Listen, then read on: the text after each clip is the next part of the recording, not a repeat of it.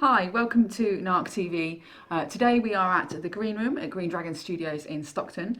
When we go to film in venues in the region, I quite like to scout out different locations, and this is my favourite by far because I'm finally the same size as David, which makes me very happy. And if I take a step back there, you can be Oh, taller. I can be bigger, even better. Hopefully I'm still in focus. Hopefully. But enough about belittling me.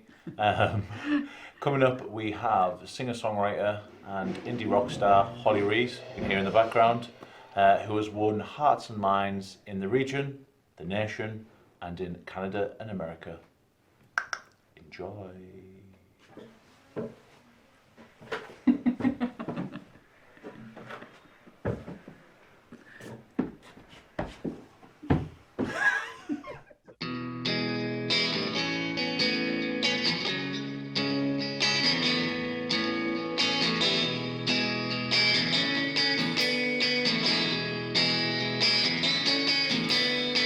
She walked past me with her headphones in, singing her heart out to Stanley Parky. And I guess I do the exact same thing.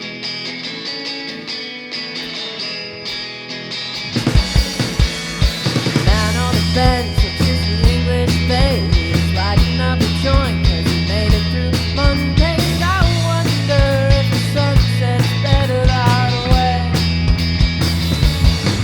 And I keep saying I'm trying, and I wonder if it's true.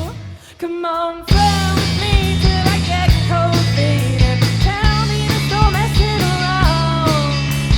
Then I'll just keep holding my heart out. Sat on the train with some glasses on, red nails are bright and red nails are long, and I think it's nice that she gives out direction. And I keep saying I'm trying, and I wonder if it's true. Come on, fly with me till I get cold feet, and tell me to stop messing around.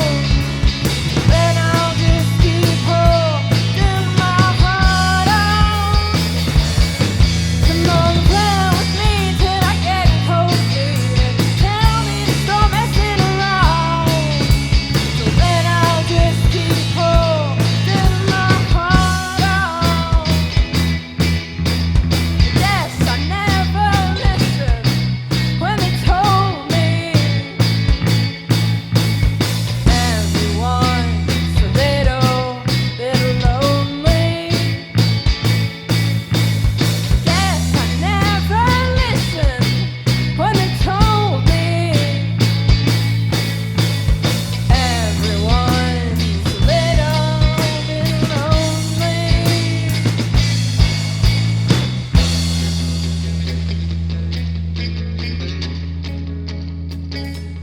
Come on, float with me till I get cold feet, and tell me to stop messing around. Come on, float with me till I get cold feet, and tell me to stop messing around. Come on, float with me till I get cold feet, and tell me to stop messing around. Come on, float with me till I get cold feet, and tell me to stop messing around. Come on, fly with me till I get cold feet, and tell me to stop messing around. Then I'll just keep holding my heart out. Come on, fly with me till I get cold feet, and tell me to stop messing around. Then I'll just keep holding my heart out.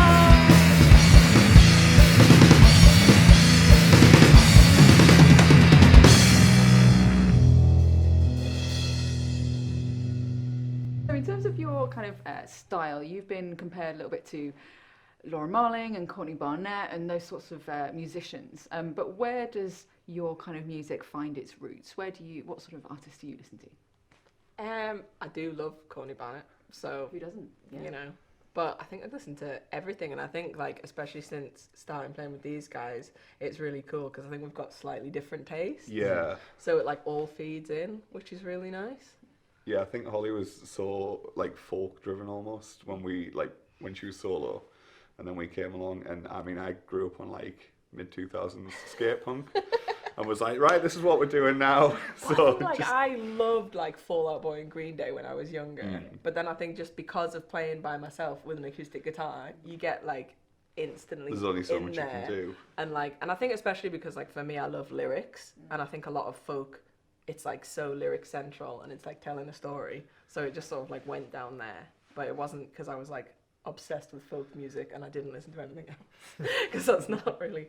So yeah, it's kind of been a bit ironic in the way for like the last couple years of Holly Rees have been like whenever we've been putting together a gig, like despite the fact that me and Ryan are ideally what provides the heavier side of the band, you're the one who's just like, right, the rock songs, only the rock songs, only the heavy ones, and me and Ryan have to kind of convince you to be like, right, hang on, a large part of your audience is still like the slower songs, the solo stuff, which you've done like beautifully for however long you've done it. Yeah. Like, and so we're the ones that have to somehow convince Holly to be like, right, just maybe, do a couple, chuck a couple in the set because that's still gorgeous songs and people want to hear them. But you're like, no, I want to do the heavy ones now. Especially because I did the like acoustic EP over lockdown when we couldn't get together. Yeah, and then makes sense. we put that out, and I was like, no, I'm not going to play any of them though. And then you guys were like, no, you have to. You should. Like, people still like those songs, and rightly so. Yeah. So why did you decide to go from the solo stuff to a band? Did you have that kind of I must rock sort of feeling now? Like, I think some of the songs always lent themselves to it. Like, Better and his Thermos song, like, fit having a band really well. But it was just because I had like planned that I was going to go do this solo tour across Canada. So we were like, I think it was your idea to do like a big goodbye gig. Mm-hmm. And I was like, okay, cool, let's do it with a band. Yeah. And then that was so fun. I was like, why have I not been doing this? So then when I came back, I was like, great, we'll do band. And then it was a pandemic. Like on the second EP, Slow Down. Yes.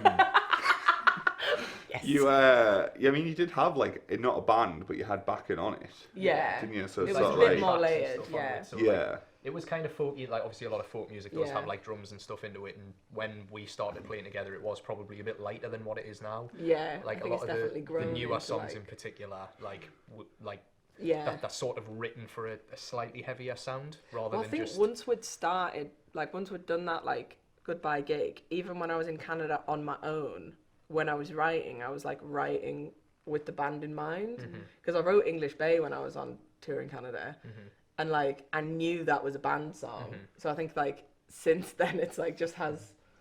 And Getting By I wrote for a band. No, that was the other way around. You wrote that to be a sad, slow song, and then I think you like I think you whether or not it was in practice, you just played it or you sent a vocal kind of a recording or something. I wrote it definitely before we did the goodbye gig. It was definitely I think mine Ryan and Olivia, who also played that aforementioned goodbye gig, who said, nah, I reckon we need to stick an extra 5 BPM on that and some and then some claps in. Yeah, get some claps in, and then that'll be a you came with having the claps in it. And that's iconic. So you mentioned the Canadian tour. Obviously, it's quite a big deal. I mean, you were there for like 9 months, weren't you? Touring? Yeah, it was big. How did that kind of inform your sound? Like, what did you change as a songwriter when you were out there doing that kind of thing? That's a good question. I think I probably did, but like gradually, because it was such a lot more stories to tell, which was good. Yeah, I think that's basically it. Yeah. And also, I think just because you're like playing so much, like. That was such a special year for me because it was the first time that I'd done only my music full time. So I wasn't playing any covers. I was just Holly Rees on tour playing my sad, weird songs. And like, you just get so much, like, not rehearsal, but like going over all the songs and seeing how all these different audiences react to different ones. It definitely, like, I think... steers you down one particular direction. Exactly.